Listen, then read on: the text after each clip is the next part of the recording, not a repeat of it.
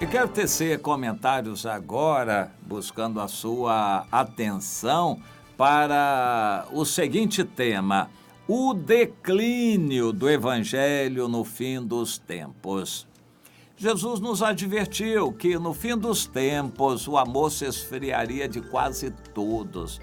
O apóstolo Paulo disse que os homens serão irreverentes, frios, caluniadores, antes amigos dos prazeres do que amigos de Deus, muito egoístas, soberbos, avarentos. Isso é o tipo de gente que nós encontramos em todo lugar, inclusive nas igrejas.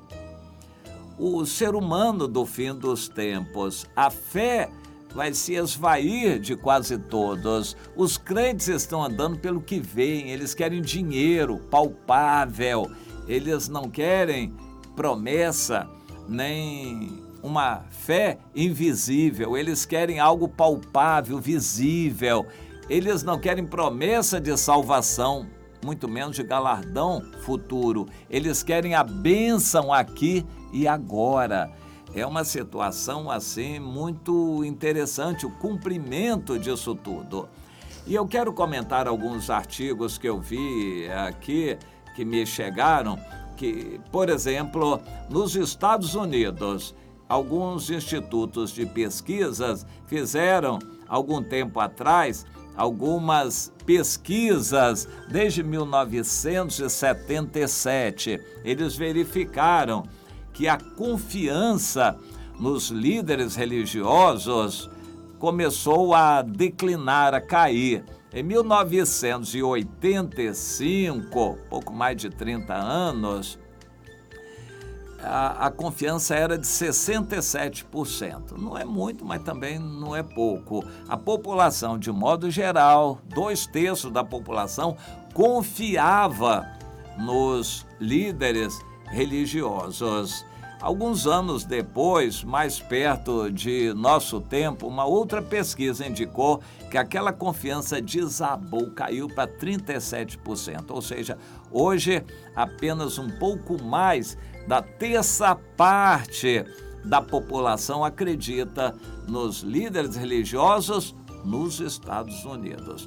No Brasil, nós ainda não temos essa pesquisa, mas podemos imaginar que os resultados são muito parecidos. E eles começam a analisar as causas disto e verificaram que algo que contribuiu fortemente para o descrédito nos religiosos foi o número grande de escândalos envolvendo líderes católicos, principalmente a pedofilia, homossexualismo e pedofilia, porque a Igreja Católica insiste em que padres não podem casar, e assim nos Estados Unidos muitos homens iam para o clero, estudavam e escolhiam a profissão religiosa por serem homossexuais, mas eles não conseguiam se manter, então procuravam garotos, garotões para ter relações sexuais, e isso escandalizou muito. No Brasil, em pequena parte isso tem acontecido, muito mais no clero católico,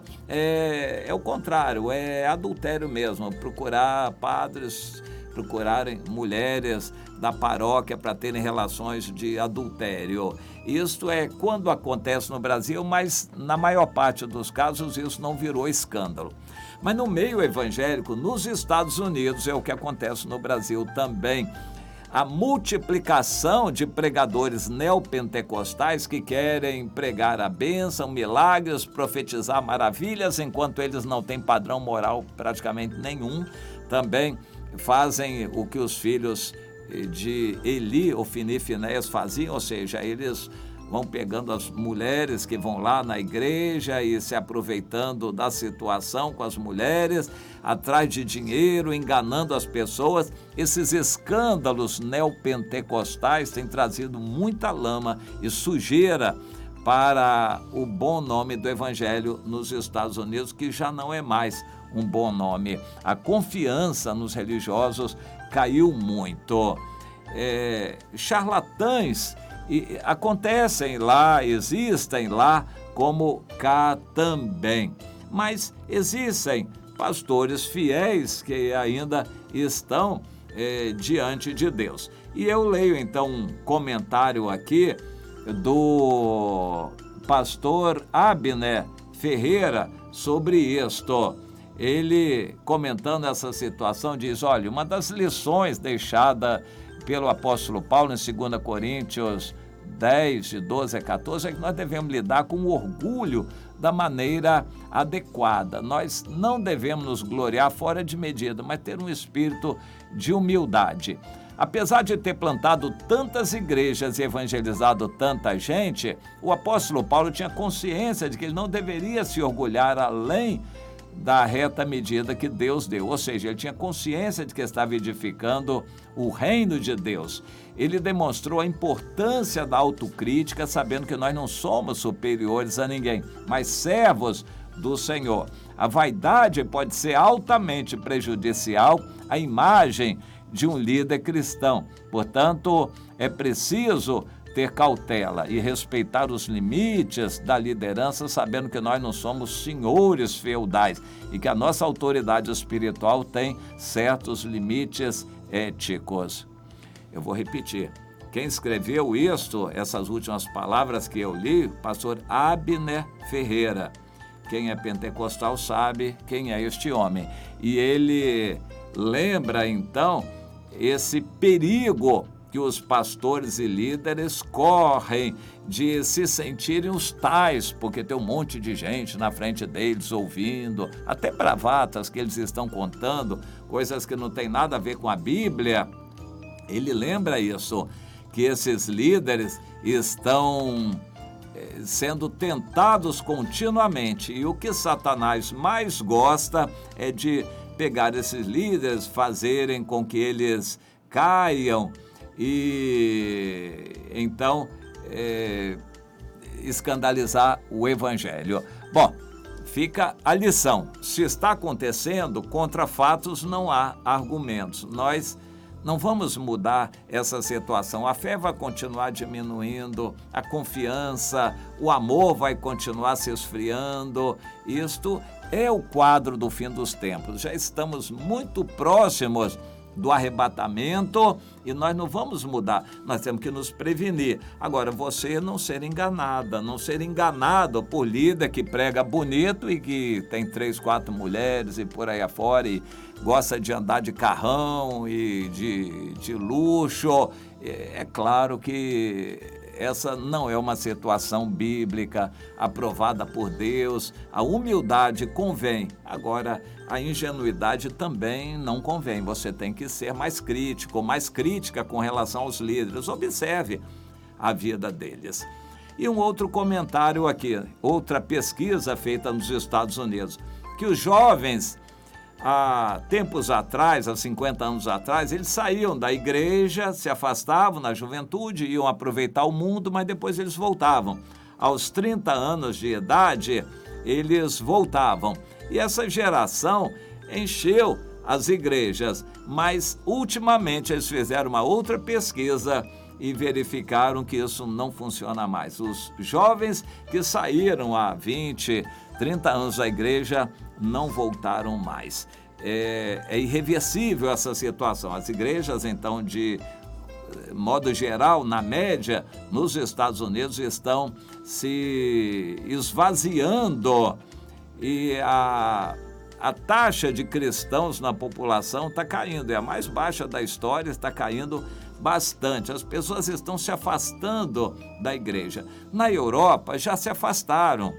Os cristãos estão esvaziando os templos. Existem templos na Europa que estão sendo vendidos para mesquitas muçulmanas, para restaurantes, bailes, boates, coisas desse tipo. E alguns até para serem museus, porque os templos estão vazios. As pessoas não vão mais aos templos religiosos. As pessoas na Europa se desencantaram com o cristianismo. Os Estados Unidos estão indo atrás. E o Brasil um pouco mais atrás também. Só que, pelo fato de Jesus voltar muito breve, nós não vamos ter muito tempo mais para isso acontecer no Brasil. Mas isso nos traz uma certa lição. Igrejas tradicionais não encantam mais os jovens. A doutrina não resolve os problemas. Só por doutrina o jovem não fica mais na igreja. A tradição traz muitos problemas. O mundo atrai muito mais. E não há futuro para uma igreja morna. Não há futuro para alguém em cima do muro. Ou você é radical pelo Senhor de todo o coração, entrega a vida toda e é um ativista religioso por Jesus de todo o coração, ou é melhor você ficar no mundo, porque ser crente acomodado, crente domingueiro, você ser um crente de uma vez por semana, não tem futuro, não adianta, as coisas vão acontecer, a sua revelia e, por fim, claro, vai ser vomitado da boca do Senhor e não vai ter a salvação. Se você está meio, saiba que não tem futuro. É melhor você se tornar quente enquanto é tempo, ou se esfrie de vez, porque aí você, pelo menos, vai saber que está no pecado e longe de Deus. Mas não se engane achando que está indo à igreja uma vez por semana, mais ou menos, de vez em quando, que está tudo bem. Não está mesmo e não vai conseguir ficar de pé. Sem fé, e a fé precisa ser fortalecida, renovada, você não vai conseguir permanecer. É um alerta que a gente recebe do que já aconteceu na Europa, está acontecendo nos Estados Unidos e o Brasil já tem bastante igrejas tradicionais de todas as denominações, mas bastante igreja cheia de gente tradicional e hoje já há um contingente imenso de crentes desviados. O tráfico mostra isso, quantos crentes desviados, quantos jovens fora da igreja, a situação está aqui a se repetir. Não há futuro para esse tipo de gente. Se você está meio, tome a decisão de se voltar para o fogo de Deus o quanto antes, porque Jesus já está voltando e isso é para muito breve.